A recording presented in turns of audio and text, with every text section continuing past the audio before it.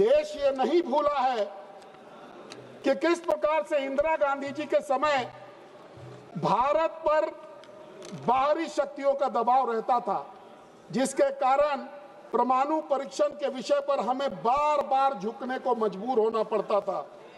लेकिन इतिहास ने वह क्षण भी देखा है सभापति महोदय, जब भारत के महान नेता अटल बिहारी वाजपेयी जी ने विश्व की परवाह किए बिना, किसी के आगे न झुकते हुए पोखरण में परमाणु परीक्षण कर भारत को आत्मसम्मान और सामरिक शक्ति प्रदान की। अध्यक्ष महोदय, कांग्रेस के इस भय के कारण 25 साल तक इस निर्णय को लंबित रखा गया। देश ये जानना चाहता है कि इस निर्णय में देर क्यों हुआ। अध्यक्ष महोदय, डर की परिभाषा अगर आप कांग्रेस के शब्दकोश में देखेंगे अध्यक्ष महोदय, तो आजादी से आज तक अगर आप देखें तो हमने चीन को अपनी जमीन दी क्योंकि कांग्रेस का उस समय का नेतृत्व डरता था। हमने पाकिस्तान को अपनी जमीन दी क्योंकि कांग्रेस का उस समय के नेतृत्व करता डरते थे। सभापति महोदय, अगर केवल दुर्घटना के डर से निर्णय लेने बंद कर दिए जाए सभापति महोदय, तो क्या कोई व्यक्ति घर से बाहर निकलेगा? क्या सड़क दुर्घटनाओं के डर से सड़कें बंद कर दी जानी चाहिए? क्या विमान दुर्घटनाओं के डर से हवाई यात्राएं रोक दी जानी चाहिए? अध्यक्ष महोदय, ये बात कांग्रेस के साथियों को समझना चाहिए। सच्चाई यह है कि आधुनिक भारत ने हर क्षेत्र में दुर्घटनाओं पर नियंत्रण की क्षमता विकसित की है और मोदी जी के राज में इसके पीछे मजबूत नीतियां, तकनीकी और जवाबदेह शासन है। अध्यक्ष महोदय, देश यह भी जानता है कि यूपीए शासन काल में दुर्घटनाएं, अव्यवस्था और लापरवाही आम बात थी, जबकि आज प्रधानमंत्री नरेंद्र मोदी जी के नेतृत्व में हर क्षेत्र, चाहे वो रेल का क्षेत्र हो, सड़क का क्षेत्र हो, ऊर्जा का क्षेत्र हो, सुरक्षा के साथ साथ नीतियों को अच्छी तरह से क्रियान्वित किया जा रहा है। आज विपक्ष का काम नीति पर सुझाव देना कम और डर दुष्प्रचार फैलाना अधिक हो गया है। लेकिन मोदी सरकार डर के आधार पर नहीं अध्यक्ष महोदय, तथ्य, विज्ञान और उत्तरदायित्व के आधार पर निर्णय लेती है। और यही कारण है आज हम परमाणु क्षमता में भी बढ़ रहे हैं, देश को सशक्त बना रहे हैं और सुरक्षा से कोई समझौता नहीं कर रहा। अध्यक्ष महोदय, शुरू किए, 1 मिनट तो देना पड़ेगा अध्यक्ष महोदय, 1 मिनट तो देना होगा। ऐसा नहीं कर सकते अध्यक्ष महोदय। इस परमाणु ऊर्जा से जो आज जिस बिजली को हम लोग रिप्लेस करेंगे, थर्मल पावर को, आप हमारे क्षेत्र में हजारीबाग के, झारखंड के हजारीबाग, रामगढ़, चतरा इन जिलों को देखेंगे तो कोयले के परिवहन और छाई के परिवहन से, मैं करता हूँ अध्यक्ष महोदय, छाई के परिवहन से हम वहाँ के लोगों का जीना मुश्किल हो गया अध्यक्ष महोदय। आज इस ऊर्जा से जो है हम लोगों का जीवन अध्यक्ष महोदय में सुधार आएगा। अंत में अध्यक्ष महोदय, मैं ये कहना चाहता हूँ, यह विधेयक भविष्य की जरूरत है, वर्तमान की चुनौती का समाधान है, भारत की आकांक्षाओं का प्रतीक है। मैं इस विधेयक का पुरजोर समर्थन करता हूं। धन्यवाद। Thank you. नमस्कार। Pushpendra Saroj.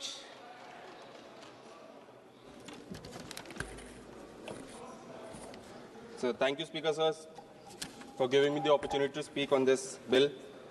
Sir, firstly, on behalf of my party and my leader, Shri Akhilesh Yadav ji, I would like to oppose this bill.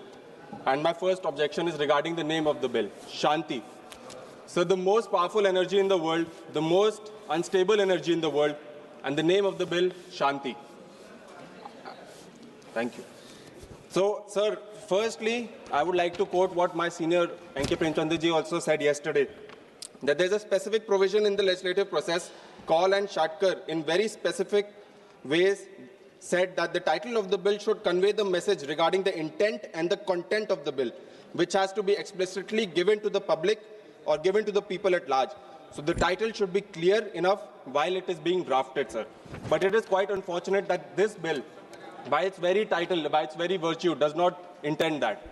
Sir, मैं सबसे पहले सदन का ध्यान भारत के एक भयावह त्रासदी के ओर आकर्षित करना चाहता हूं। Bhopal gas tragedy.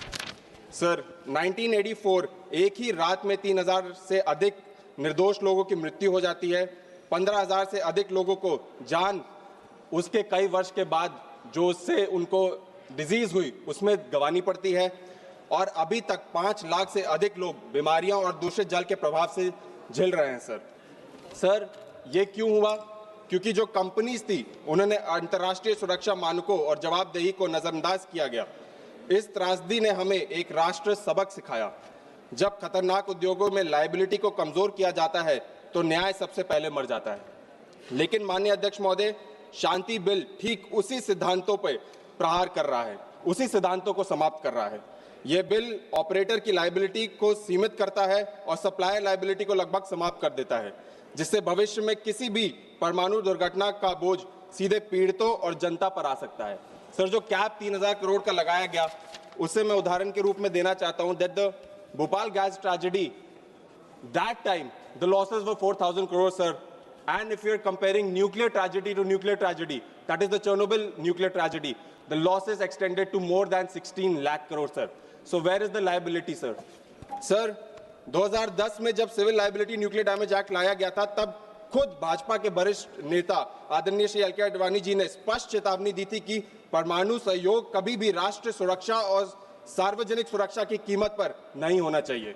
आज वही चेतावनी इस बिल के पूरी तरह अनदेखी की जा रही है। सर, माननीय अध्यक्ष जी, यह बिल एक और खतरनाक प्रावधान लाता है, परमाणु दुर्घटना के मामलों में नागरिक न्यायालयों में अधिकार क्षेत्र को समाप्त करना। आर्टिकल 81 के तहत पीड़ितों को न्यायालय में जाने का अधिकार ही छीन लिया जाता है, जबकि हम जानते हैं कि परमाणु आपदाएं पीड़ितों और पीढ़ियों तक असर डालने वाला क्षति पैदा करती है। सर, फिर भी अदालतों को बाहर रखना यह न्याय का नहीं, अन्याय का एक रास्ता है। माननीय अध्यक्ष महोदय, मैं न्यूक्लियर वेस्ट पे बोलना चाहता हूं। यह बिल न्यूक्लियर वेस्ट और जल सुरक्षा जैसे गंभीर मुद्दों पे भी पूर्णतः मौन है। दुनिया के समृद्ध देश आज तक रेडियो एक्टिव वेस्ट को सुरक्षित रूप से निपटने में विफल रहे हैं। सर, भारत के पास आज तक न्यूक्लियर वेस्ट के लिए कोई भी स्थायी स्थल नहीं है। हमने देखा है कि ग्राउंड वाटर के तहत नदियों के माध्यम से किस तरीके से ये डिजीज फैलती है। सर, अध्यक्ष महोदय, जब तक कचरे और जल सुरक्षा की समस्या हल नहीं हो जाती, तब तक लायबिलिटीज को कमजोर करते हुए परमाणु क्षमता बढ़ाना जनता, पर्यावरण और राष्ट्रीय सुरक्षा तीनों के लिए खतरा है। सर, जो सरकार सर एयर पोल्यूशन पर डिस्कशन नहीं करना चाहती, आज इंडिया में 13 से ज्यादा टॉप 20 सिटीज एयर प्रदूषित है। सर, जो सरकार अपने खुद गंगा और यमुना जो वेस्ट है उस पर नहीं करना चाहती, वो न्यूक्लियर वेस्ट पे कैसे बात कर सकती है, मुझे नहीं पता। सर, मैं बस 1 मिनट लूंगा, just 1 minute. Please conclude. Sir, बस लास्ट में 1 minute I would just take. जो मोनोपोली क्रिएट होगी, they are talking about private sector, sir, जो आज मोनोपोली क्रिएट होगी, we have seen that with IndiGo as well, sir, how monopoly is created. With this bill they are introducing another monopoly, sir, in the nuclear sector, which we oppose, sir, and mark my words, this monopoly will get created and tomorrow the people of India will suffer because Sir, I would like to tell this government, we might have political differences, we might have ideological differences, but in the national interest, we are with you. But don't make this about companies, don't make this about privatization. Thank you. We are with you. Sir, just last. Sir, हमारे गांव, in villages we say when the people don't do, when the MPs don't do any work, they change the name of पुराने MPs. Please. जब वो नाम बदल देते हैं sir, वो पत्थर बदल देते हैं, अपना नाम रख देते हैं, यही वो सरकार कर रही है। और अंत में मैं बोलना चाहूंगा, वो हर एक पहलू का अंजाम बदलने में मस्त है, कहीं चुपके से कहीं खुलेआम बदलने में मस्त है। जिन्हें चुना था देश ने हालात बदलने के लिए, आज वो सिर्फ और सिर्फ नाम बदलने में मस्त है। सर, बहुत बहुत धन्यवाद।